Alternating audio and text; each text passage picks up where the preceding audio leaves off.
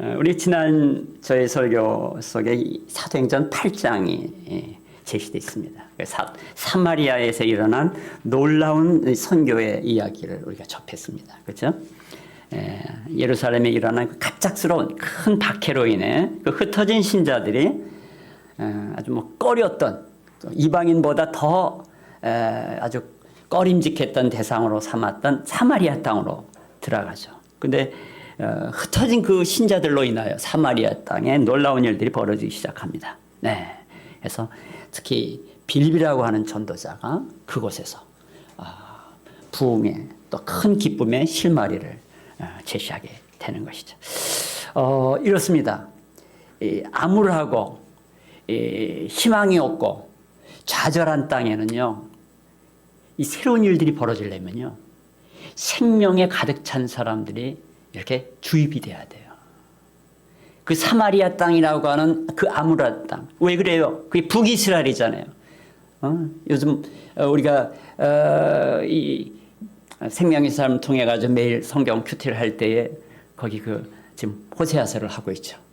또 그 이전에 계속 선지서를 쭉 나누면서 거기 어때요? 그 북이스라엘 땅이 이 우상과 또 하나님의 말씀을 저버린, 또 오히려 하나님의 중요한 종들을 외면하고 그들을 처형까지 하는 이런 잘못된 것에 대해서 아주 반복적으로 하나님이 이스라엘 땅을 거의 저주하다시피 얘기를 하십니다. 그 땅이 바로 사마리아 땅이에요. 그런 곳에는 다른 방법이 없어요.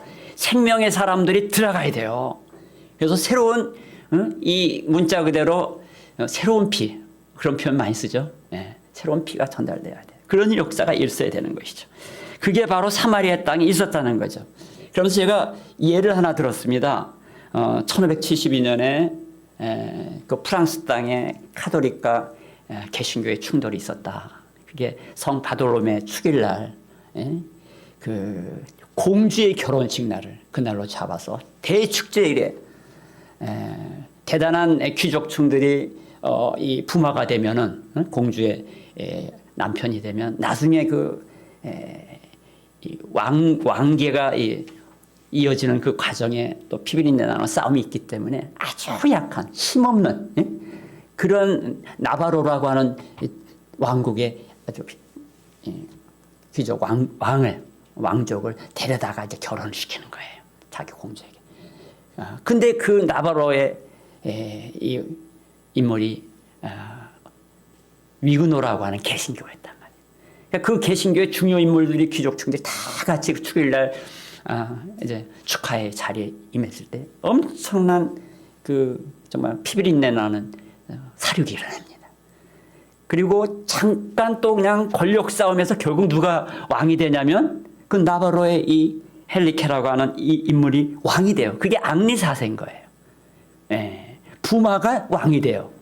왜냐하면 왕자들이 다 죽어버리는 바람에. 그리고선 그가 살아있을 때는 위그노는 좀 종교의 자유를 누리게 됩니다. 그러나 그가 죽자마자 또 100년 동안의 핍박이라는 큰 박해가 오는 거예요. 너무 오랜 동안의 박해가 오니까 위그노들이 다 흩어집니다. 그래서 영국과 독일과 또 네덜란드 이런 곳으로 흩어져서 또 스위스까지 그 재주 있고 그야말로 기술이 있고 지혜가 있었던 그 사람들이 흩어진 그 땅에서 새로운 부흥을 일으켜요. 그때 제일 재미 봤던 두 나라가 있었는데 그 나라가 바로 영국하고 네덜란드예요. 그 네덜란드가 한때 막 상호에 부흥하고 새로운 땅을 개척하고 이 모든 과정에 사실은 이 위그노들의 지혜와 기술이, 재능이 함께 했습니다. 자, 마찬가지예요. 그 사마리아 땅에 그런 일이 벌어지는데요. 근데 성경이 참 재밌어요. 중요한 큰 사건들 딱 제시한 다음에는요, 또 다른 큰 사건이 제시되기 전에 그 중간중간에 개개인들의 에피소드들이 나와요. 근데 그것은 주로 회심과 관련된 에피소드들이 나와요. 요 과정에 지금 오늘의 본문이 있는 것입니다. 그래서 이렇게 함으로써 이 사도행전 전체에 흘러가는 성령께서 역사하시는 그 모든 이야기가 그냥 멀리 있는 사건이 아니라 남의 땅에서 일어난 사건으로 그냥 먼 것이 아니라 바로 우리의 이야기로 그것이 전달될 수 있도록 또 그것이 사실이었고 이런 역사를 기록하게 했던 것입니다. 그래서 이 8장에는요 잠시 후에 소개될 이제 이 내시의 이야기가 나오고요. 그리고 9장에는 사울의 회심 사건이 나오고 10장에는 고넬료 가정이 임한 성령 사건이 일어납니다. 이런 에피소드들이 쭉 전개돼요. 그러면서 이 세 개의 세 건의 사건들이 이제 사도행전 전체가 새로운 국면으로 접어들고 있는 선교의 이야기를 아주 생동감 있게 소개하고 있다는 것입니다. 그렇다면 오늘 빌립과 내시와의 이 만남 사건에서 벌어진 이 복음전도의 현장, 이것을 통해서 주님이 우리에게 전하고자 하는 그 교훈의 메시지를 우리가 찾아보기를 원합니다. 근데 이 복음 현장에는요 세 존재가 나옵니다. 저는 인격이라고 해도 괜찮다 이렇게 생각하는데요. 여러분 감이 오실 거예요. 그 세 존재를 한번 찾아보셔야 돼요. 첫째는요 전도자 빌립입니다. 네, 전도자 빌립입니다. 앞서 사도행전 8장 앞부분에 이 빌립의 활약이 등장하죠. 그는 예루살렘 공동체에서 헬라권 과부들을 케어하는 돌보는 그 목양의 일을 위하여 세워진 그런 인물이에요. 또 그러면서 예루살렘에 임했던 그 큰 박해로 인해 함께 사마리아로 이주했다가 그 있는 그곳에서 놀라운 전도의 사건들의 주인공이 되는 것이죠. 그러면서 그 성에 큰 기쁨이 찾아오게 만들었어요. 그런 이 장본인이 갑자기 성령의 지시를 받고 광야로 나아가게 됩니다. 그렇다면 이 전도자의 삶을 산 이 빌립의 행보에서 우리가 찾아야 될 전도자적 원리, 또 전도자들이 가져야 될 이 좋은 특징이 뭔가, 이 세 가지를 좀 찾아내야 되겠어요. 첫째는요, 빌립은 철저히 성령의 지시를 따라 전도의 길을 갔다는 거예요. 뭐라고요? 성령의 지시를 따라. 나의 그냥 인생의 목표를 세워서 플랜을 짜고 5년 간격으로 비전 일정을 짜고 실천적인 능력을 가지고 이게 아니고 그때 성령의 지시를 따라 전도의 삶을 살았다는 거예요. 전도자는요, 내가 무언가 어떤 것들을 이루어간다라고 하는 계획 속에서 인생을 펼치는 게 아닙니다. 성령의 지시를 따라가는 겁니다. 이걸 믿으시기 바랍니다. 우리가 이제 1년 지금 한 6, 7개월 됐는데요. 이 과정에서 뭐 4번을 옮겼잖아요. 네. 4번째 옮겼는데 이거 우리가 계획 세워가지고 다음은 여기로, 다음은 저기로, 이게 아니에요. 그렇죠? 주님께서 열어주실 때마다 펼쳐지는 거예요. 오늘 안재영 목사님, 우리가 협력교회들이 있지 않습니까? 협력교회들은 이제 강단 교류를 하기로 했어요. 그래서 또 개인 선교 활동에 꼭 필요한 선교사님들 모임에 오늘 이번에 가셨는데요. 안 목사님은 난 그걸 확실히 믿어요. 이분이 전도자의 삶이, 선교사의 삶은 전도자의 삶이죠.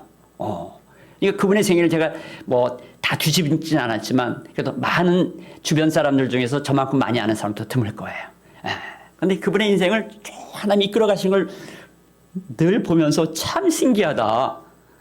이번에도요, 지금 우리가 이분이 거처하는 그곳도 극적으로 이렇게 거기가 생겨가지고 거기를 했는데 너무 좋은 곳이에요. 그래서 목사님이 그냥 겉에만 창 열면 너무 좋대. 그냥 앞이 말이죠. 그 불곡산이죠. 그래서 쫙 보이고요. 또 나는 높은 게 싫어서 항상 2층에만 사는데 이건 25층이에요. 25층인데 자기는 너무 좋대. 25층을 또 걸어 올라가요, 이분은. 하루에 두 차례 올랐다 내려갔다 2번을 해요. 그럼 자기는 뭐 사역하는데 지장 없을 것 같다고, 다리가 튼튼하다고. 네. 뭐 자랑인지 아닌지 모르지만 이 얘기를 여러 번 나한테 했어요. 즐거워요. 근데 요번에 이제 조금 연장해가지고 이제 내년 말까지 계속 계시기 했거든요. 왜냐면 또 본인 또 여러 가지로 또 건강상의 여러 가지 해결할 문제도 있고 해서.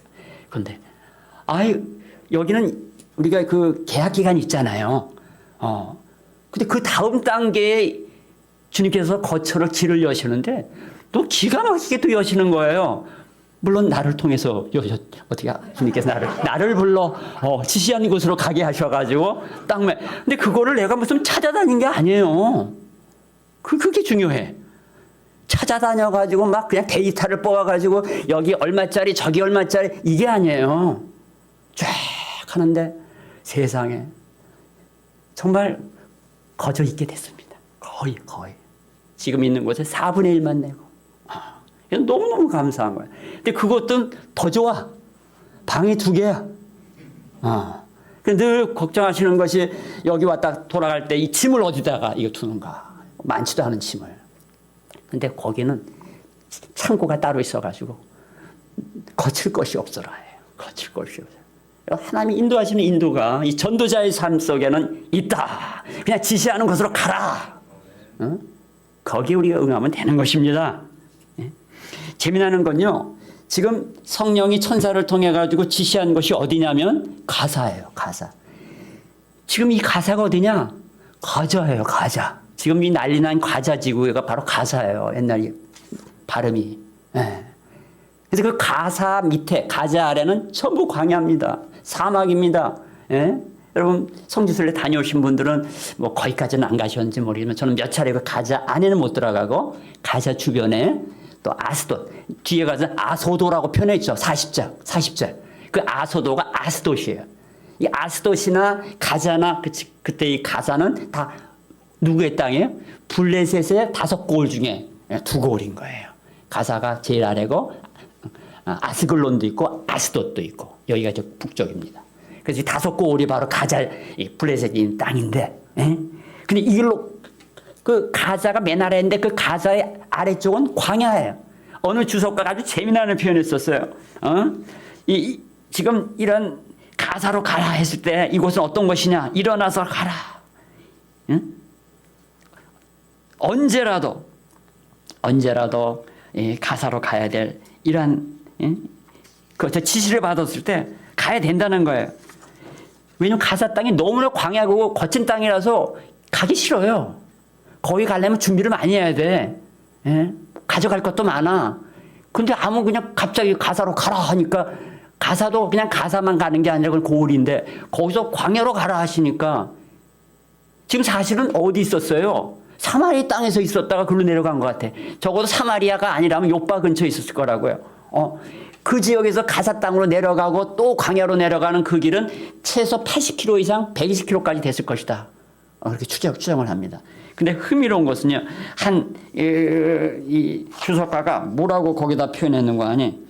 이 땅은, 만일 이 땅으로 가라 했을 때, 어떤 느낌을 받게 되는 거 아니? 마치 이 미국의 하이웨이를 가기 전에 딱 그 팻말이 하나 붙어 있는 거예요. 이 주유소는 마지막 주유소입니다. 앞으로 200km 이상 200마일 주유소가 없습니다. 그런 팻말이 붙은 것과 같은 땅이 바로 이 광야 땅이라는 거예요. 연상이 되시죠? 근데 그런 곳으로 내려가라 지시했을 때 얼마나 답답하고 정말 이거 어떡하는가. 이 계획성 많은 준비성 강한 사람들은 어떤 자기 준비죠. 어디 여행 한번 가려고 그러면 완전히 그냥 이민 가방 가지는 분들 계시죠. 그래서 안 가져간 게 없어. 그야말로 그냥 잠옷까지 가져가시는 분들 계셔. 그렇게 철저한 사람에게는 쉽지 않을 거예요. 근데 전도자는요, 인생이 가벼워야 합니다. 언제라도 주님의 지시를 따라 갈 만한 마음의 준비를 갖고 있어야 된다는 거예요. 자, 2번째로 전도자 빌립은요, 복음 전도라고 하는 위대한 사명을 위해서 인간적 편견과 관례로부터 벗어나 있었던 인물이라는 거예요. 뭐라고요? 인간적 편견과 관례로부터 벗어난 이런 사람이 제대로 된 전도자의 삶을 살 수 있다는 거예요. 왜 그런가 하니 물론 예루살렘 신앙 공동체가 이 빌립을 히브리파가 아니라 헬라파 유대인들을 도우라고 그를 세웠다라고 하는 건 그만큼 그가 시야가 넓은 사람이라는 거죠. 히브리파 유대인들은 너무너무 배타적인 것 여러분 아실 거예요. 제가 이스라엘에 좀 있었잖아요. 근데 이스라엘에 가가지고 이제 제가 간 목적이 세 가지 있어요. 이번에 이스라엘 가면 거기서 내가 사는 거니까 히브리 대학교 기숙사에서 살면서 세 가지를 해야겠다. 세 가지를. 물론 이제 제가 연구 주제를 갖고 갔으니까 그걸 완성해야 되죠. 그리고 두 번째가 성경의 어떤 부분을 완전히 연구하고 있다. 그렇게 하고. 세 번째가 뭐냐면 그러니까 시간만 되면 이 이스라엘 땅 정말 철저하게 내가 성지순례를 하리라. 근데 진짜 그런 일이 벌어졌어요. 내가 도착한 그날 두 인물이 함께 도착해가지고, 물론 한 사람은 조금 더 먼저 도착했습니다만은 한 교회에 같이 나왔어요. 이스라엘 한인교회가 딱 하나 있는데 예루살렘에. 거기에 나랑 똑같이 나온 사람이 있어요. 한 사람은 원래 6년 전에 유학을 이스라엘 땅에서 4년, 그리스 아테네에서 1년, 그렇게 해서 1년 반, 이렇게 해서 한 5, 6년을 유학을 하고 돌아가서 6년 동안 개척해서 교회를 하다가 안식년을 맞아서 다시 온 사람이에요. 거의 항상 그렇게 얘기합니다. 이 이스라엘 땅은 엄청난 인연의 줄이 끈끈한 데가 바로 이스라엘 예루살렘이라고 합니다. 한번 연을 맺으면요, 평생 이걸 끊을 수 없는 연을 만드는 게 바로 이스라엘 예루살렘이라고 그 사람들은 다 똑같이 얘기해요. 거기 몇 년을 있었던 사람은 돌아가서 반드시 돌아오게 돼 있다는 거예요. 근데 이 사람도 6년간 개척해서 하다가 돌아온. 근데 내가 같은 비행기를 탔고 같은 날 예루살렘 이 한인교회에 출석을 한 거예요. 근데 이 사람은 뭐냐? 이스라엘 땅의 성경에 나온 지명을 다 돈 사람이에요. 무슨 말인지 아시겠죠? 그리고 이거에 그 공부를 또 한 사람이에요. 그래서 그 사람이 가이드가 되고 또 한 사람이 나타나는데 그 사람은 뭐냐면 이스라엘 대사관, 한국 대사관의 영사예요. 이 사람 또 이 성지에 미친 사람이에요. 그래가지고 원래 서울 법대생이었는데 법 공부는 하나도 안 하고 맨날 무슨 한신대니 뭐 신학대학에 가가지고 도강하고 청강하고. 그 어린 시절부터 너는 이 어머니가 목사가 돼야 한다 그랬는데 자기는 자신 없어가지고 그 길로 안 간 거예요. 그래서 영사가 돼가지고 공부도 법대생인데 공부도 안 하고 있다가 그냥 머리는 좋으니까 그냥 슬쩍 공부해가지고 영사가 됐어요. 뒤늦게. 그리고선 자기가 원해서 또 나는 이스라엘 간다 해가지고서는 다들 안 가는 중동 땅에 왔다가 갔다가 다시 또 두 번째로 또 온 거예요. 근데 이 세 사람이 만났는데 이 영사의 소원은 그저 돌아다니면서 그 성지를 탐방하는 거야. 근데 자기 가이드가 없는 거야. 또 히브리어도 안 돼. 영어만 잘해. 근데 마침 히브리어도 돼. 성지를 바삭하게 하는 이 전문가가 딱 나타났지. 또 내가 나타났지. 그래서 이 세 사람이 궁짝이 맞아가지고 1년 동안 돌아다니는 거예요. 1년 동안. 최고의 가이드가. 그분이 이문범 목사예요. 그분이 이문범 목사. 지난번에 신학 아카데미에서 최고의 강사였다라고 우리 수강생들이 다 이구동성으로 말했던 인물이가. 네. 근데 지금 뭘 얘기하려고 그러냐면 그분 만나기 전에 내가 일주일 동안을 이렇게 돌아다녔는데 세상에 뭐 어디로 가야 될지 몰라가지고 그 착해 보이는 그 유태인 여자가 이렇게 오더라고. 그래서 내가 말을 붙였어요. 여기 어디 좀 알려달라고. 막 소리를 지르면 도망가는 거예요. 정통 유대인, 정통 옷을 까맣게 입은 정통 유대인은요, 이방인들이 그것도 낯선 남자가 그 있잖아, 수가성의 사마리아 여인이 예수님한테 해댄 거하고 똑같이 나한테 해댄 거예요. 이게 바로 배타적인 율법 중심적인 이 히브리파 유대인들의 모습인데, 지금 같은 유대인인 누구? 빌립은 가사 땅으로 내려가라 해가지고 낯선 그 이방의 어떤 뭐 시꺼먼 어떤 사람과 나가라, 가까이 다가가라 하는 계속적인 지시를 받는 거예요. 이랬을 때 뭐 어땠을까요? 자기 개성이 강하고, 그리고 자기 주관이 강하고, 자기 전통에 익숙한 사람 같으면 어떨까요? 안 된다고 말이지. 갑자기 이상한 소리를 하시냐고 말이야. 분명히 그랬을 거란 말이야. 근데 빌립은 나가는 거예요. 빌립은 나가는 거예요. 예. 뭐 얘기 잠깐 하나만 더 드리면 제가요 지금 뭐 미국에 관련된 미국 신학교에 있잖아요. 근데 내가 있는 지역은요 이 중서부 지역이에요. 그 중서부 지역에 제가 있는 학교의 뭐 인종 비율을 보면 94%가 백인이에요. 94%가 백인이에요. 인종 비율을 어떤지는 여러분 느낌이 오실 거예요. 그런데 그 학위 수여식이 있습니다. 또 이 컨보케이션이라고 기념식들이 있어요. 그때는 그냥 채플이 아니에요. 그날 기념식이에요. 그때는 이제 교수진들이 전부 리갈리아, 학위복이라 그래요. 리갈리아를 다 입고, 그리고 이제 대기실에 딱 의자에 순서대로 그리고 행정요원들이 거기다 뭐 누구 언제 어디 앉으세요 이러지 안 하고 그 종이에다 프린트해가지고 이름을 의자에 다 붙여놔. 아시겠어요? 그럼 자기 가서 이제 그 이름에다 앉아 있다가 네 나가시죠 하면 전부 일어나라 가지고 이제 딱 한 줄 서가지고 갑니다. 자동적으로 이렇게 순서가 정해져. 근데 내 옆에 항상 앉는 그 백인 젊은 교수 하나가 있었어. 나이 먹은 사람도 아니야. 젊은 교수가. 이 교수는요. 내가 인사할 때마다 아주 떡떠브레하게 반응이 이상해. 한두 차례가 아닌 거예요. 네? 물론 얼마 후에 이제 다른 학교로 가버리더라고. 근데 내 이야기의 핵심은 신학교 교수조차도 이 인종적인 그 어떤 이 거북함이 있는 거예요. 전부 백인들밖에 없는데 몇 명 안 되는 한국 사람들, 이런 사람들이 그냥 옆에 낀 거에 대해서 별로 편하지가 않은 거예요. 여러분, 그런 환경 속에 노출되어 있는 사람들은요, 결코 하나님의 전도자로 그분의 성령의 지시를 받을 수가 없어요. 받아봤자 그것에 대해서 낯가림으로 반응할 수밖에 없어요. 네.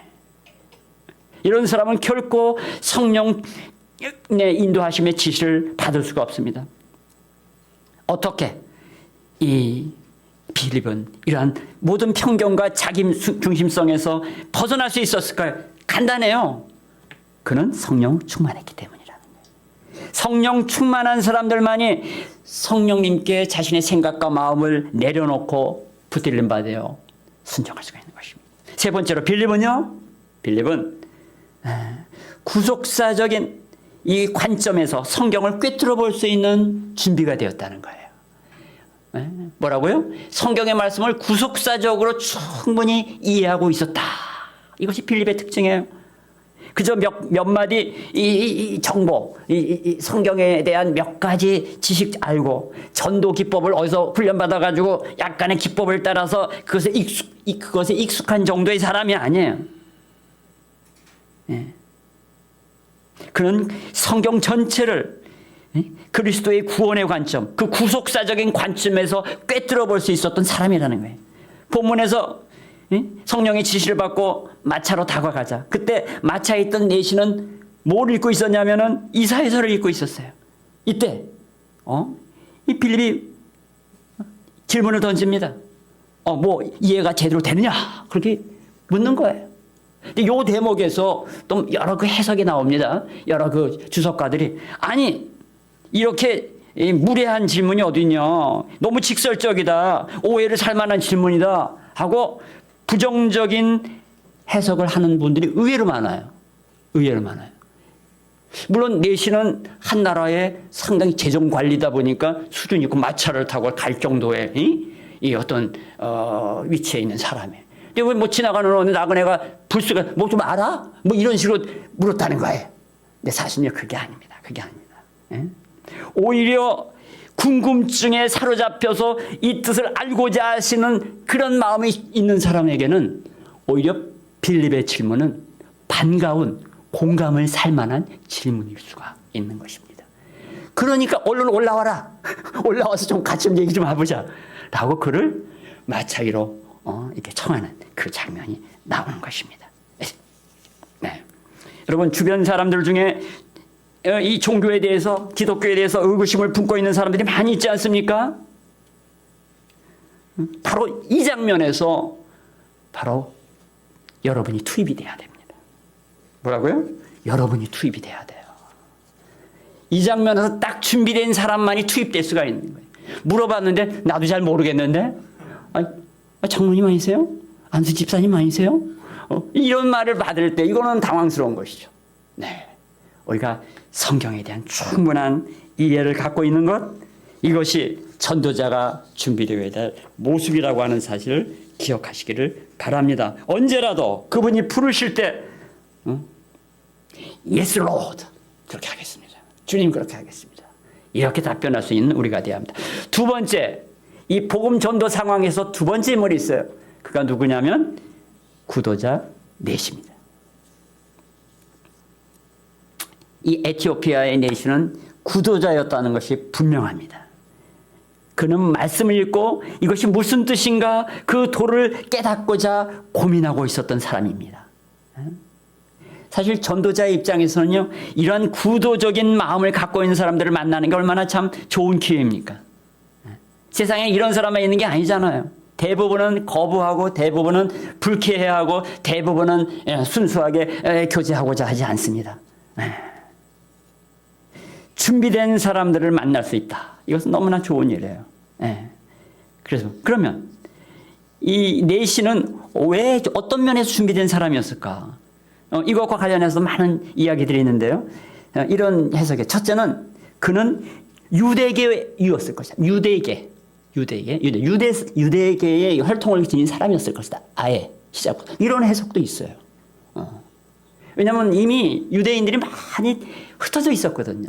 디아스포라로 흩어진 디아스포라기도 그러다 보니까 아마 이 네시도 흩어진 유대인들 중에서 또 그 유대인들은 지혜도 있고 꾀도 많고 특별히 이 돈을 잘 만지는 사람들이니까 아마 그 재정 관리자로 또 발탁이 되고 그래서 여왕의 시종이 됐을 것이다. 뭐 이런 해석이 있습니다. 그도 그럴 것이요. 에티오피아에 가면요. 지금도 나는 유대인이라고 하는 사람이 많아요. 내가 유대인이다. 이렇게 주장하는 사람이 많이 있습니다. 여러분 91년도에 에티오피아가 공산화됐어요. 에티오피아가 몇 년도에? 91년도에. 그래서 굉장히 많은 사람들이 그 공산당이 제일 싫어하는 게 기독교잖아요. 그러니까 많이 박해를 받고 특히 유대계 기독교인들이 있다. 기독교인이라는 게 이제 유대계다. 또 그 중에서 기독교다 그러면 굉장히 유대교인 혹은 유대계 기독교인 다 이게 섞여 있는데 제일 싫어하는 거예요. 그래서 이 사람들이 이스라엘에 우리를 구해달라 하고 SOS를 보냈어요. 몇 년도 얘기라고요? 91년도에 싫어합니다. 그랬더니 뭐 그대로 나는 유대인이다라고 하는 그 한마디에 그 흑인들을 향해서 이들의 요청을 들어주겠다고 이스라엘이 모든 군함기와 일부 여객기를요 다 동원해가지고 뭐 일부는 더 많이 실으려고 내부를 다 뜯었다 그래. 일부는 그래가지고선 에티오피아에 항공기가 가가지고 이틀 만에 그것도 완전 이틀도 아니에요. 이틀 1박 2일 사이에 14,350명을 데려와.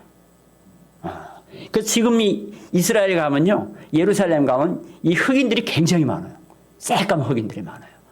제가 있었던 그 기숙사에 그 관리하는 관리자들이 다 흑인이었어요. 학생들이면서 흑인이었어요.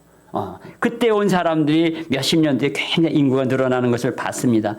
사실 그 영상도 제가 준비했으나 시간상 좀 넘어가도록 하겠습니다. 그래서 첫째는 어떤 사람이었다? 원래 유대계에 있을 것이다. 그 두 번째는 솔로몬 왕을 찾아갔었던 그 시바의 여왕이 이 에티오피아의 그 여왕이라고 할 수 있어요. 근데 그 시바 여왕이 솔로몬하고 짝짝꿍이 돼가지고 아기를 가졌는데 그 아기가 그들의 기록에 의하면 바로 이 에티오피아의 1대 황제예요. 1대 황제. 솔로몬의 시바 사이에 낳은 아들의 1대 황제로 그들은 주장합니다. 그래서 상당수가 이렇게 유전적으로 일종의 혼혈 상태로 에티오피아에는 있을 것으로 보는 거예요. 세 번째는 뭐냐? 세 번째는 시바 여왕이 예루살렘에 가서 이제 한동안 있는 동안에 애까지 가졌으니까 그동안 한동안 있었던 게 분명합니다. 그동안에 유대교를 접했을 것이다. 유대교를 접하고 그 유대교를 이 에티오피아에 가지고 왔을 것이다. 그래서 에티오피아의 군중 종교가 이런 유대교의 영향을 받은 종교였을 것이고 그것이 결국 궁중에서 살아가는 이 궁중 신하들에게는 궁중 종교를 받아들이게 됐을 것이고 그래서 유대교에 관련해서 이해를 충분히 하고 있었을 것이다. 근데 이게 또 근사한 해석인 것이요. 실제로요. 남유다가 망했을 때 남유다가 바벨론에 의해서 망했거든요. 그때 법궤가 사라집니다. 근데 그 법궤가 이 에티오피아에 있다는 설이 그렇게 많았어요. 그리고 이 에티오피아 사람들은 자기네가 갖고 있다라고 얘기해요. 어디 있다는 얘기는 안 해요. 자기네가 갖고 있다고 얘기해요. 그래서 이런 오래전부터 그때 시바 여왕이 하나의 최초의 뭐 개인이 접촉한 게 아니라 이 큰 나라의 여왕이 만나는 이런 과정 속에서 이 여러 유대교와 관계가 그때부터 형성되었을 것이다. 뭐 이런 얘기를 해요. 결론적으로 에티오피아는 유대 나라와 긴밀한 관계 속에서 인적인 종교적인 교류를 하고 있었고 이런 배경 속에서 내시가 유대 예루살렘 땅에 왔다가 귀국길에 이 성경 이사야서를 읽고 있었다. 여기까지 문제가 하나도 없죠. 그죠? 이런 해석도 충분히 가능해요. 그리고 이 세 가지가 다 섞여 있을 수도 있어요. 네. 그리고 이런 이야기를 쭉 하느냐?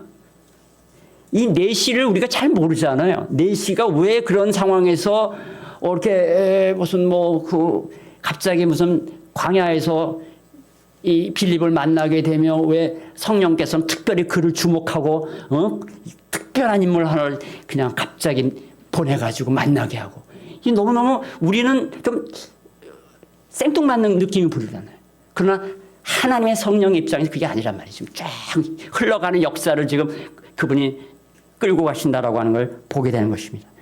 그다음 분명한 것은 이 에티오피아의 내시는 구도자였다는 거예요. 자, 첫째는 누구였어요? 전도자 빌립. 두 번째는 구도자 내시. 이게 지금 복음 현장에 나타나는 이 세 인물 중에 세 존재 중에 두 번째 인물이란 말이에요. 그럼 왜 그 에티오피아가 구도자다운 모습을 갖고 있는가? 첫째는요, 겸손한 태도 때문에 그래요. 구도자로서 아주 겸손해야 돼. 나는 도를 찾고 있습니다. 그런데 교만하다. 그 사람은 구도자가 아니야. 그저 지식을 쌓으려고 하는 사람들이지. 뭐 오늘날에도 구도자들이 꽤 있어요. 도 닦는 사람들 많이 있어요. 대학가에 가면 요즘도 도를 아십니까? 뭐 이런 전도 이상한 종교의 이 사이비 종교에서 그렇게 접근하곤 해요. 그런 거 말고 진짜 도를 진짜 진리가 뭔가를 찾는 그런 구도자에게는요 겸손함이 있다는 거예요. 겸손함. 이 에티오피아 내시가 어떻게 이런 겸손함을 가질 수 있을까? 대부분의 고위공직자들에게 겸손함이 있기가 쉽지 않은데 그래서 더러더러 겸손한 사람들이 있을 수가 있어요. 근데 어떻게 그럴까? 이런 위치에 올라가는 사람들은 두 종류입니다. 하나는 바닥부터 쫙 올라가는 거예요. 바닥부터 하나 과정을 다 거쳐가지고 그래서 최고의 위치까지 올라가는 사람들이 더러 있어요. 이런 사람들은 사회적 지능이 굉장히 개발돼요. 성숙되어 있어요. 사회적 지능이 높은 사람들이에요. 이런 사람들은 이 과정에서 배운 아주 높은 지혜, 그것은 사회적 지능을 나타내는데요. 그것이 그로 하여금 결국 겸손한 위치, 마음에까지 준비시키는 거예요. 두 번째는 어떤 사람들이냐면요. 중간 다 생략하고 어느 날 갑자기 발탁돼가지고선 모든 과정 뛰어넘어가지고 딱 그냥 위치에 올라가는, 상위의 위치에 올라가는 이런 사람이 있어요. 이런 사람들 항상 그 조직에서 그 기관에서 꼭 문제를 일으켜요. 여러분 직장 생활을 많이 하신 분들 계시잖아요. 그래서 옛날부터 재벌 그룹의 그 총수들은, 지혜로운 총수들은 자기 자식을 하루아침에 올리지 않고 바닥부터 하나씩 조금씩 배워가지고 빠른 시간이긴 하지만 그래도 배울 거 배우게 만들잖아요. 과정이 무시된 사람들 결코 겸손하지 않습니다. 하루아침에 승승장구한 사람들은 제대로 된 것을 배우지 못합니다. 과정을 거쳐야 돼요. 그런데 이 내시는 그 과정을 거친 사람 같아요. 그래서 사회적 지능은 높고 겸손할 줄 알았던 이러한 인물로 이해된다는 것입니다. 이 켈빈이요, 이 대목을 주시하고 주석하면서 31절에 누가 도와주지 않고서야 어떻게 깨닫겠느냐, 이 말은 자신의 무지를 꺼리낌 없이 솔직하게 인정한 모습이다. 이것은 정말 내시가 겸손한 사람을 임을 보여준다라고 켈빈이 주석을 합니다. 저는 여기에 동감합니다. 그래서 여러분에게 소개를 드립니다. 구도자는요, 필수적인 것이 바로 겸손이에요. 뭐 좀 알고 싶다 그러는데 교만해서 자기 마음을 내려놓을 줄 모르는 사람, 이런 사람은 적어도 그 사람은 구도자가 아니에요. 전도자가 이렇게 준비된 구도자를 만난다면 얼마나 좋을까요? 두 번째 이 내시는요, 깨닫고자 하는 열망을 가진 자예요. 겸손한 태도만 있는 것이 아니라 깨닫고자 하는 열망을 가진 자입니다. 이런 고위직의 인물이 공직의 자리를 비우고 공적으로든 개인적으로든 이 먼 여행을 떠났다고 하는 것, 이런 경우는 우리는 그 사람의 배경에 대한 많은 생각을 하게 되는 것이죠. 아마 공적인 일로 왔다면 아마 에티오피아의 여러 그 공적인 관계 속에서 예루살렘의 어떤 지시를 받고 공적으로 왔을 거예요.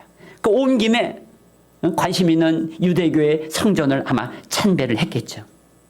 혹은 개인적인 순례로 왔다면 오랫동안 마음에 품고 있었던 그 유대교의 가르침에 대한 그 간절함, 그래서 성전에까지 나왔던 것이고, 그러나 성전에까지 나왔지만 그는 이방인이었 가능성이 높잖아요. 그러다 보니까 성전에 이방인의 뜰에서 머물다가 온 거죠. 그래서 해결되지 못한 마음을 갖고 귀국길에 그저 성경이나 읽고 있는 거예요. 이러한 모습은 과연 그가 정말 구도자였음을 보여주는, 짐작케 하는 아주 중요한 원칙입니다. 근데 마침 그가 읽고 있었던 구절이 이사야서 53장이에요. 이 53장의 32절, 33절을 보면요, 어떤 내용이냐면 이 도살자에게 끌려가는 양에 관한 이야기. 이것은 바로 이게 뭔 소린가? 이게 뭔 소린가? 이게 의아하게 만들어요. 왜 이 양이 왜 도살자에게 끌려가나? 근데 아무 말도 안 하고 그냥 입을 열지 않은가? 이런 굴욕을 당하는데도, 과연 공정한 재판도 받지 못하는데도 이게 왜 이런 일들을 여기에 이사야서가 기록하고 있는가? 전체적인 흐름을 봐. 이게 무슨 예언 같기도 한데 이게 무슨 뜻일까 궁금해하는데 떡하니 빌립이 그냥 올라와가지고 쫙 풀어주는 거예요. 쫙 풀어주는 거예요. 이 대목을 존 스타트는 이렇게 주석합니다. 이런 구절을 자신에 대한 예언이라고 가르친 그런 분은 바로 예수님 자신이었다는 거예요. 이 고난받는 종의 예언을 바로 내게 해당되는 것이라고 하는 것을 가르쳐 주신 분은 실제로 누구다? 예수님이 가르쳐 줬고, 그 예수님의 가르침을 받은 제자들과 전도자들이 그대로 이것을 전했고, 또 그것을 받아들일 수 있는 이 준비된 사람이 바로 내시였다. 어떤 종교에도 이런 고난받는 종에 관한 이야기를 가지고 자신의 교주의 이야기를 하는 종교는 없습니다. 그저 기적과 그저 근사한 이야기로 자신의 교주들을 높이죠. 근데 예수 그리스도가 이 성경에 예언된 바로 그 고난받는 종이라는 얘기를 통해 가지고, 그리고 그 다음 쭉 풀어갔을 것입니다. 왜 고난을 받아야만 됐는지, 그리고 그것이 복음으로 연결되는 기적 같은 놀라운 구속의 메시지를 그는 전했을 것입니다. 어쨌거나 내시는 열망이 있었어요. 어떤 열망? 깨닫고자 하는 열망이 있었어요. 그 마음이 중요한 거예요. 나 궁금해. 근데 누가 답을 턱해. 이러면요, 그 궁금함이 그냥 흐지부지 돼. 그 진리가 마음에 크게 와닿지. 그냥 또 지나가면 며칠 지나면 다 잊어먹어. 평생에 걸친 그 내면에 이게 뭘까? 이게 뭘까? 이 좀 답을 알고 싶어. 이 간절한 깨달음에 대한 열망이 있는 사람들, 이 사람은 진짜 구도자입니다. 그런 구도자를 향해서 하나님은 반드시 빌립 같은 전도자를 보내게 되시는 것입니다. 세 번째로요, 이 내시는 구도자로서 세 번째, 아주 중요해. 확신에서 비롯된 적극적인 행동을 보여줬다는 거예요. 뭐라고요? 확신에서 비롯된 적극적인 행동을 보여줬다는 것입니다. 네. 본문 36절에 보면요, 내시가 물을 만나자마자 빌립에게 이렇게 얘기합니다. 보라, 물이 있으니 내가 침례를 받으면 무슨 꺼리낌이 있겠느냐 말이지. 나 침례 받겠다. 그러니까 이 빌립이요, 복음의 메시지를 완결판으로 전한 거예요. 완결판으로. 조금 전하다 만 게 아니야. 완전히 그 이사야서 53장의 이야기를 뭐 했다고요? 그걸 모멘텀으로 해가지고, 그걸 계기를 해가지고 쫙 그 고난받는 그리스도가 왜 고난을 받아야만 됐고 그 고난은 어떤 의미를 갖고 바로 우리의 죄 때문이라는 걸 쫙 얘기하면서 그를 모셔드리고 그것에 대한 증거로서 침례를 받는 이야기까지 완결판을 전해줬을 거예요. 근데 마침 그 순간에 또 물이 보이네. 그러니까 나 내려가서 나 침례 받을 거야. 이 확신에서 비롯된 적극 행동이 나오고 있는 것을 보게 되는 것입니다. 믿음은요 이것입니다. 실제적인 신앙 고백적 행동으로 표출돼야 돼요. 이게 믿음이에요. 나 믿어. 나 영적 기도했어. 단순한 몇마 그런 식의 방법. 그것도 그 하나의 가능성 있는 거예요. 전혀 아니라는 건 아니에요.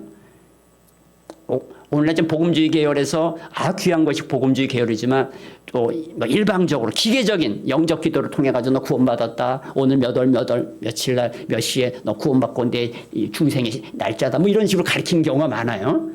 뭐 그게 맞을 수도 있어요. 뭐 여기서 만나는 게 또 그날 진짜 거듭난 사람이 있을 수가 있어요. 근데 너무나 기계적인 방식으로 이렇게 되는 게 아니고 이렇게 적극적인 확신에서 비롯된 행동으로 표출될 수 있는 표현들이 나와야 된다는 거예요. 네? 자, 뭐 쭈삣쭈삣하는 행동, 체면 치레를 가지고 이게 미루는 행동들, 이런 것들은 이 신앙의 믿음의 행동이 아니죠. 네. 이 내시의 결단이 있는 신앙적 고백적인 행위가요, 에티오피아의 땅에 복음의 문을 여는 결정적인 순종이었다는 걸 여러분 기억하시기 바랍니다. 오늘날 모든 에티오피아의 기독교인들에게 물어보면요, 이 내시가 바로 자신들의 땅에 복음을 전한 첫사람이라고 주장한다는 거예요. 그리고 이 사실에 대해서는요, 이 2세기와 3세기의 교부들이 그들의 기록 속에 남깁니다. 이 에티오피아의 내시가 바로 그 에티오피아의 땅에 복음을 전한 첫 인물이다라고 하는 이런 기록을 남겼어요. 실제로 313년에 콘스탄틴이 기독교를 공인했어요. 그리고 로마 전역에 380년에, 그 연도가 중요해요. 380년에 기독교를 로마 땅에 국교화합니다. 그러니까 공인하고 국교화되는 상당한 기간의 차이가 있어요. 67년의 차이가 있어요. 근데 그 중간에 어떤 나라들이 이 국교로 만드냐면요. 거기 지금 조지아라고 하는 데 있죠. 아르메니아, 조지아 여기도 국교를 했고요.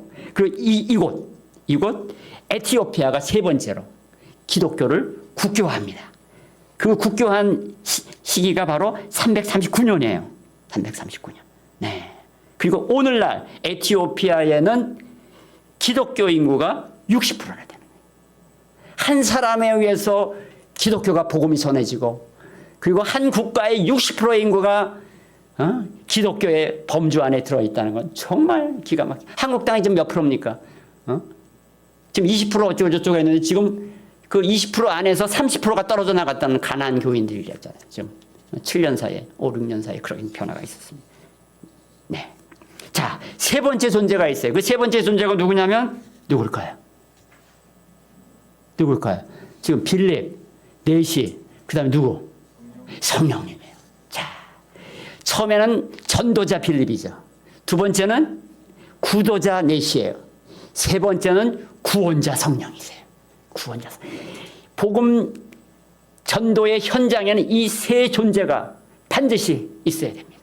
제가 왜 새 인물이라고 하지 않냐고 꼭 단어를 선택하는데 제가 시간이 많이 걸렸습니다. 제가 새 존재라고 얘기했어요. 새 존재. 그죠? 그래서 빌립과 내시는 사람이지만 성령님은 단순히 사람이 아니시잖아요. 그분은 신격의 삼위의 한 분이세요. 여기서 삼위라고 할 때 위가 인격을 얘기해요. 세 인격이 한 신격을 이루는, 그래서 삼위일체다, 이런 표현을 씁니다. 그래서 이 인격이신 성령을 얘기할 때 여러분 기억하셔야 돼요. 그분이 인격이라고 하실 때 그 인격은 인간이라는 뜻이 아니라 인격적 요소를 지닌 분이라는 뜻이에요. 인격적 요소를 지닌 분이라는. 그럼 이 인격적 요소가 뭡니까? 지정의예요. 지정의. 그럼 이 지정의가 또 뭐냐? 여러분 다 아시잖아요.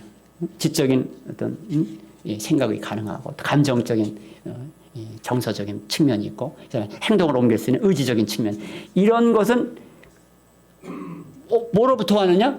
이것은 하나님이 우리에게 자신의 형상을 따라 우리 인간을 다른 피조물과 다르게 지은 데서 나온 거예요. 이거 우리가 성령님을 인격적 존재로 표현할 때 그 인격이라고 하는 것은 이것도 완전히 우리가 하나님을 이해를 못하기 때문에 우리 수준에서 성경의 창세기 이야기를 통해 우리가 하나님의 성품을 본받아 하나님의 속성을 본따서 지어졌다고 하니까 우리 안에 있는 그 어떤 것이 다른 피조물에게는 없는 우리만이 갖는 그 어떤 것이 바로 하나님과 공유된 어떤 특징이 있을 것이다 하는 거예요. 그래서 우리가 인간적인 입장의 해석으로서 하나님이 삼위가 세 인격이시고 성령님도 인격이시라고 표현하는 거예요. 그러나 이 인격이란 말은 사실 우리 수준으로 다운시켜서 표현할 뿐이지 그분의 인격은 인격적 요소는 우리가 갖는 인격적 요소하고는 비교할 수가 없죠. 그러나 그 공통적 속성이 있다는 측면에서 그렇게 표현했을 뿐입니다. 네.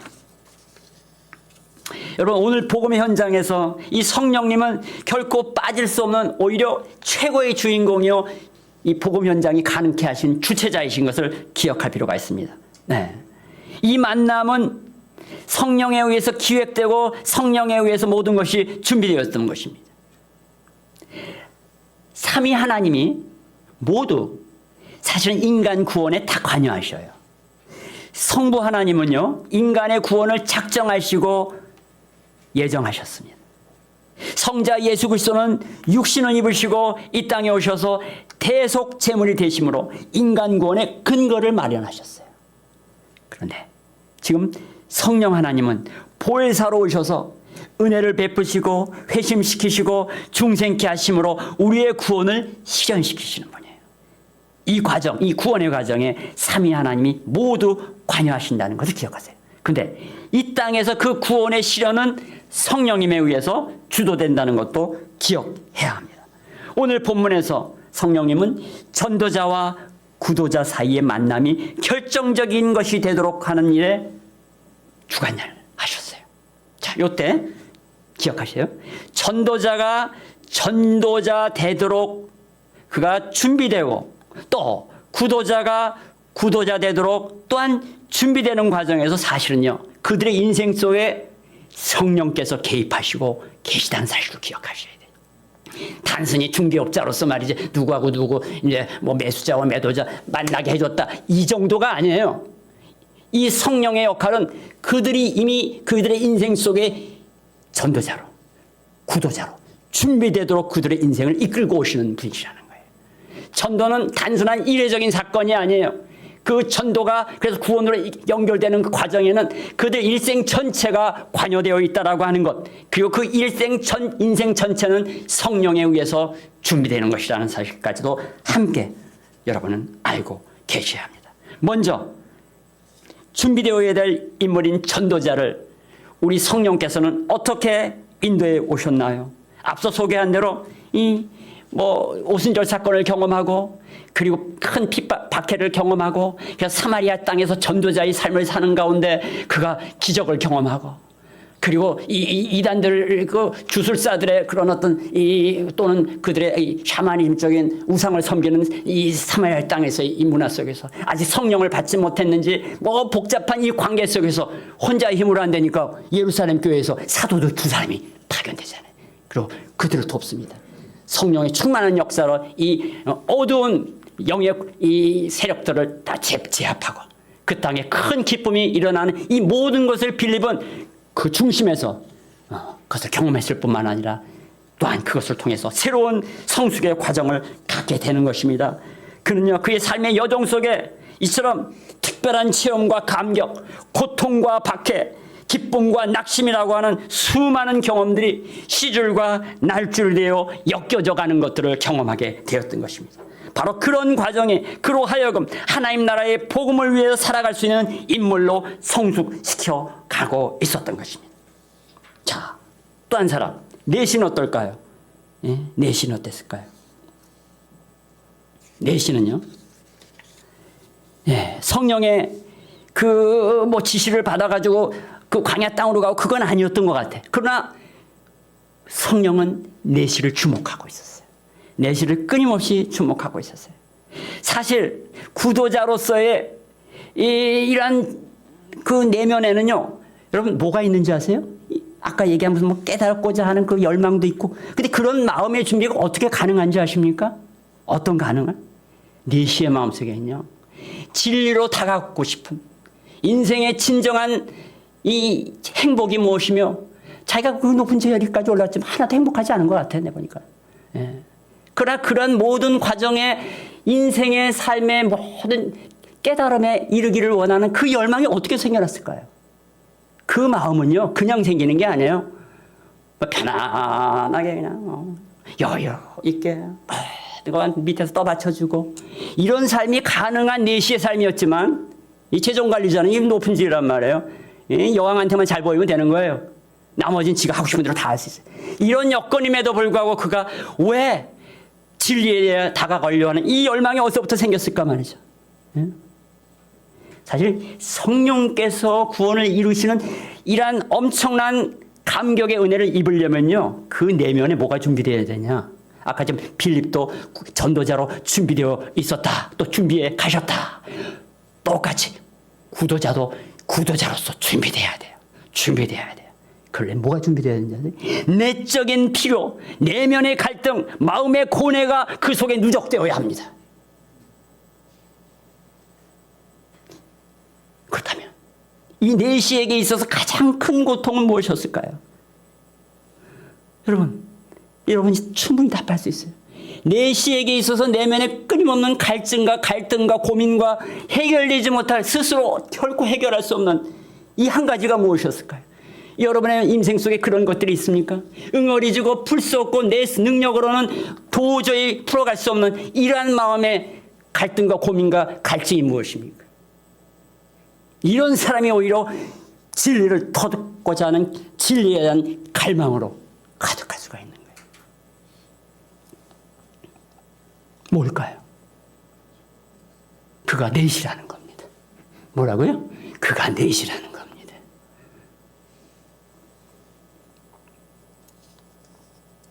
지금요, 사실은요, 그 진리를 깨달으려고 뭐 공적인 것인지 개인적인 것인지 하여간 예루살렘에 왔어요.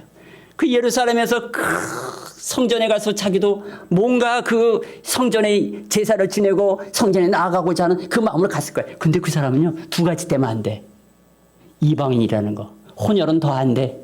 그리고 내시라는 거. 고자는 들어오지 말라고 신명기에 들어갔어요. 이 두 가지 때문에 도저히 다가갈 수 없음으로 인해서 더 마음의 불편함과 혼란함만 가지고 좀 기욱하는 거예요. 그래서 이사야서를 읽으면서 뭔가 이걸 해결해 실 말을 좀 풀고자 성경을 열심히 읽고 있었던 것입니다. 예. 이 내적인 불편함, 이 혼란 가운데서 그를 도와줄 자가 있는가? 그는 구입한 성경 이사야서를 읽으면서 도무지 본문으로부터 헷갈림, 그런 이야기밖에 나오지 않는 것에 답답해하고 있는 거예요. 바로 이 절묘한 타이밍에 성령께서 필립을 투입하신 겁니다. 탁월한 감독은 게임에서 언제 핀치히터를 투입해야 되는지를 압니다. 성령님은 이 마무리 투수로 필립을 투입하신 거예요. 남침내 교단의 신학과 교수 중에 브라이너 비커스라고 하는, 이름도 어려워. 브라이너 비커스라고 하는 인물이 있어요. 근데 이 학자가 아주 흥미로운 이 해석을 합니다. 나 이거를 딱 발견하는 순간 너무너무, 왜냐하면 이 본문에 대해서 수많은 설교가 있고 수많은 자료들이 있지만요, 다 그냥 스쳐 지나가.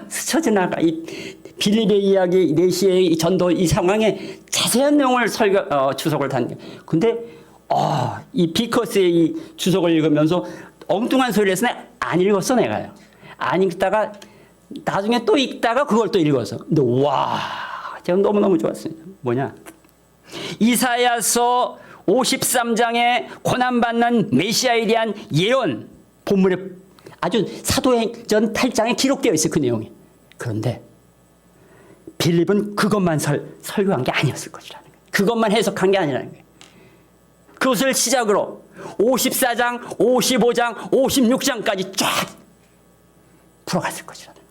그러면 53장의 고난의 종의 이야기 다음에 54장은 뭐가 나오냐? 새로운 약속이 나와. 새 언약의 이야기가 나와. 그 새 언약이 왜 중요한지 잠시 후에 또 얘기할게. 그 다음에 55장에 뭐가 나오느냐? 새 창조가 나와. 새로운 창조가 나와. 그 다음에 56장이 결정적인데 거기에 뭐가 나오느냐? 장차 도래할 이방인들이 온전히 받아들여질 것에 대한 약속이 선언됩니다. 뭐라고요? 장차 도래할 날에 이방인들이 온전히 받아들일 것이라는 약속이 선언되고 있다는 거예요. 신명기에 고자는 또는 이방인들은 그야말로 성전에 가지 제사도 지내지 못하게 했던 그런 언약들이, 그런 계명들이 이제 새로운 언약을 통해서 또한 새로운 우리가 변화되는 그 창조의 이야기를 통해서 이제 장차 도래할 날에 대한 이야기가 56장에 펼쳐지는데요. 기가 막혀요. 이제 설교를 마무리할 겁니다. 이사야서 56장 3절에서 8절을 보면요. 시간이 없으니까 다 읽을 순 없어. 내가 그냥 쑥 읽어버릴게요. 여호와께서 연합한 이방인들을 말하기를, 여호와께 연합한 이방인들은 말하기를, 여호와께서 나를 그 백성 중에 반드시 갈라내시리라 하지 말며, 그렇게 하면 안 된다고 그랬다는 거예요. 여호와께서. 고자도 말하기를 나는 마른 나무라 하지 말며, 여호와께서 이와 같이 말씀하시기를 나의 안식일을 지키며 내가 기뻐하는 일을 선택하며 나의 언약을 굳게 잡는 고자들에게는 내가 내 집에서 내 성 안에서 아들이나 딸보다 나은 기념물과 이름을 그들에게 주며 영원한 이름을 주어 끊어지지 아니할 것이며. 와. 그 다음 6절에 보면요. 또 여호와와 연합하며 그를 섬기며 여호와의 이름을 사랑하며 그의 종이 되며 안식일을 지켜 더럽히지 아니하며 나의 언약을 굳게 지키는 이방인마다 내가 곧 그들을 나의 성산으로 인도하여 기도하는 내 집에서 그들을 기뻐하게 할 것이며 그들의 번제와 희생을 나의 제단에서 기꺼이 받게 되리라는 얘기를 선언하는 거예요. 와, 이 본문을 읽고 그걸 확인하는 순간 이 내시의 마음엔 어떤 마음이 들었을까요? 여러분, 뭔가 깨달음이 오십니까? 이 모든 과정은 성령이 하시는 것입니다. 필립의 입을 빌어 그 메시아 예언에서부터 시작하여 구원의 복음에 이르고 그리고 내시마저도 죄로부터 온전한 해방을 경험할 수 있다라고 하는 이 선언 앞에 내시는 아멘으로 받았을 것입니다. 이 내시의 마음속에 평생에 그를 얽어매고 있는 고통스럽게 하는 굴레 속에서 살게 만들었던 그 모든 족쇄로부터 그는 자유케 되는 기쁨까지도 죄의 문제를 해결하는 동시에 그런 감격의 해방을 경험하게 되었다는 거예요. 성경이 말한 진리가 너희를 자유케 하리라는 말씀이 내시에게 성취되는 것입니다. 여러분, 성령님이 우리의 믿음을 발현시키기 위해서는요, 우리의 인생에 허락하신 삶의 모든 스토리들을 다 사용하셔서 깨달음의 경지로 이끌고 가십니다. 그것이 에티오피아 내시처럼 구원의 진리로 이끌어내어 그로 인한 감격 속에서 순종하며 살게 하신다는 사실, 여러분 믿으시기 바랍니다. 이것이 성령이 우리 인생을 이끌어 가시는 넓은 의미에서의 구원의 역사입니다. 이 사실을 깨달아 또 한 차례 오늘 본문을 통해서 이 각성의 축복, 깨우침의 감격을 누리시는 저와 여러분 되시기를 주님의 이름으로 축원을 드립니다. 기도합시다. 하나님 아버지 감사합니다. 그렇습니다. 우리 인생에는 우리를 얽어매는 수많은 내면의 갈등과 내면의 고통이 있습니다.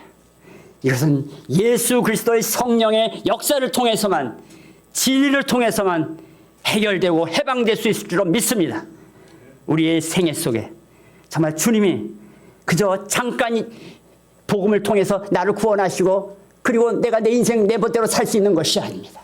내 인생 전체를 지금까지도 한순간도 놓지 아니하시고 주님께서는 우리를 알고 때로는 구도자로 때로는 전도자로 살게 하셨습니다. 이 일을 위하여 성령의 붙들림 받아요 매 순간을 하나님 나라의 전도자로 사는 저희가 될 수 있도록 축복해 주시옵소서. 주 앞에 영광과 찬양을 올려드리오며 예수님의 이름으로 기도합니다. 아멘.